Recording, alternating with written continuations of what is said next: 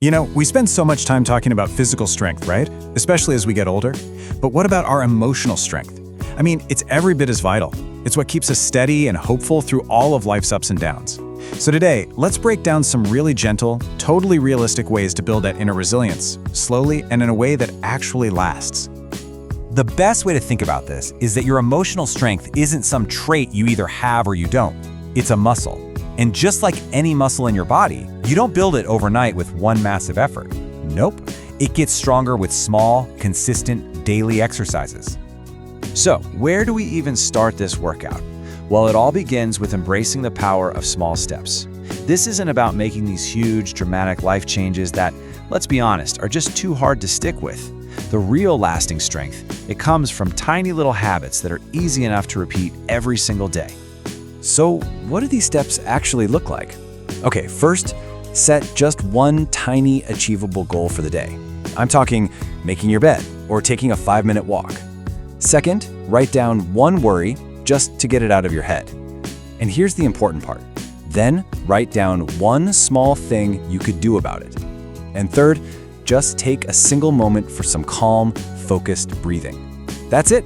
Think of these as your emotional push-ups. Now, these tiny wins, they have a real effect on our brains. This isn't just about feeling good for a second. Every small task you complete actually reduces that feeling of being overwhelmed. It sends this powerful signal straight to your brain that says, hey, I am safe, I am stable, I am capable of handling this. Okay, let's move on to our next idea and see how this all connects. Once you have a few of these small steps, you can start weaving them into the comfort of a routine. When our daily life has a kind of supportive structure, our emotional strength just naturally improves right along with it. And again, we are not talking about some complicated hour-long wellness plan. It could be as simple as a short walk every afternoon just to clear your head. Or maybe it's 5 quiet minutes of reflection with your morning coffee. The key is just creating a simple, grounding ritual that actually works for you and your life. So here's the crucial point. That consistency, that predictability, it does something really profound. It signals to your brain that life is manageable. And when your brain isn't constantly on high alert, waiting for the next surprise, your emotions have a real chance to stay steady and balanced. Now for our third pillar of strength, and this one is a big one, connection. We are social creatures, right? Our human ties are absolutely essential for our emotional resilience, especially as we navigate life after 50. And what's the goal here? Is it to have this huge, sprawling social network? Absolutely not. It's this, just one. This simple but incredibly powerful act of talking to just one trusted person each day. Seriously, even if it's just for a few minutes. You see, that single connection acts like a release valve. It helps reduce all that mental pressure we all carry around. It helps balance our mood, and it actually strengthens the parts of our brain that are responsible for managing our emotions. It's such a simple action with a huge, huge return. Okay, for our final section, we're going to turn inward a bit. We've talked about actions, routines, and connections. Now, let's look at what I call the art of reframing, which is all about building emotional strength by changing how we talk to ourselves and how we see our challenges. Oh man, we've all been here. That thought that just pops into your head during a stressful moment. I can't handle this. It feels so true at the time, and it can just create this spiral of stress and overwhelm. But what if we could just challenge it? The shift is so subtle, but it's everything. You're moving from a dead-end statement like I can't handle this to a more growth-oriented mindset of I'm learning how to handle this. See, one is a period, the other is a comma. This tiny change opens up possibilities and gives you back your sense of control. And here's another really powerful reframe you can use. It doesn't try to predict the future. It just draws on the hard-won evidence of your own past. I've survived difficult days before. This simple reminder connects you back to your own history of resilience and strength. You've done it before. And listen, this isn't just positive thinking. There's real brain science here. When you actively reframe a thought, you're engaging the more logical parts of your brain, and that helps keep the emotional center, your amygdala, from totally taking over, which allows you to stay calmer and more clear-headed when you're under stress. So as we wrap up, I really want to leave you with this one question. After everything we've talked about, the small habits, the routines, connection, reframing, what is just one small step you can realistically take like today to start building that muscle? And please remember this, building emotional strength slowly, is not a sign of weakness, it's wisdom. It's about honoring where you are right now and knowing that it's the small steps, the quiet routines, and the gentle shifts in your mindset that truly create a stronger emotional foundation at any age. Today, we're diving into a topic that might sound a little fluffy, but is actually backed by some serious science. How positive thinking can literally support the way your brain functions. And look, this isn't about just ignoring the tough stuff in life. It's about giving your brain the tools it needs to handle it all way more effectively. So, let's get into it.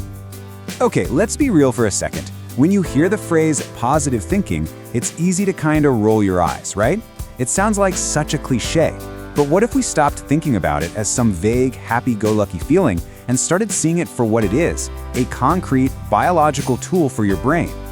So yeah, let's reframe this completely. Think of positive thinking as a mindset tool.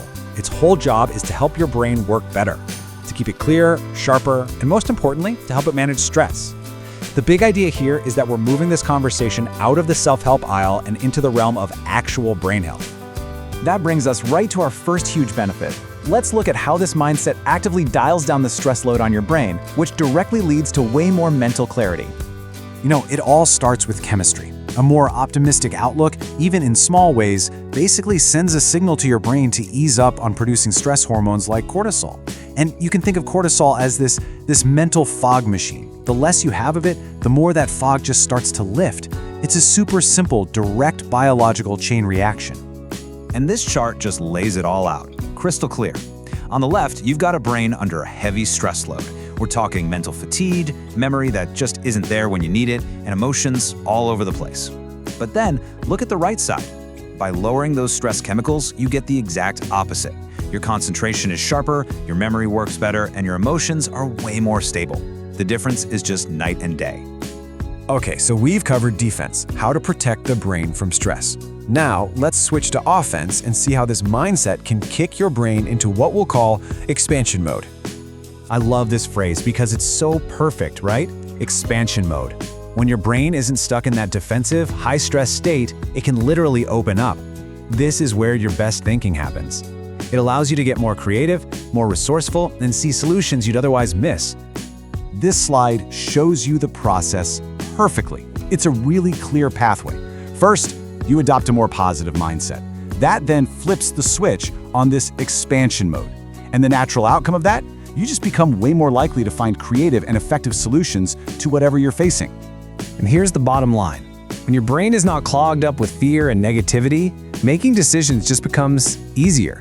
It's clearer, it's faster, and it's a whole lot less stressful.